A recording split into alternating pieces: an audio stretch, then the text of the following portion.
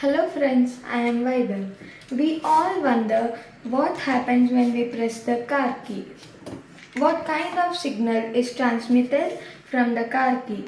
I have the Keysight Fieldfox microwave analyzer and the car key with me. Now I am going to press the car key. Now you can see the signal appearing on the Fieldfox.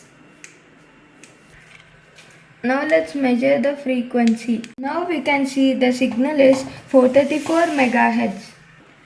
There are two different frequencies used by the car manufacturers.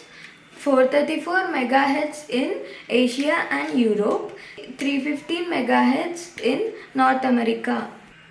The signal you see on the screen is RF encoded pulse.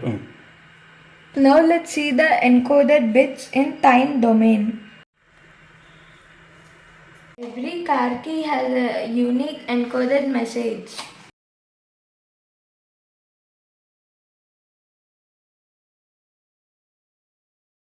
When the car key is pressed, the car receiver identifies the unique code and unlocks the door. Please like my channel. Thank you for your time.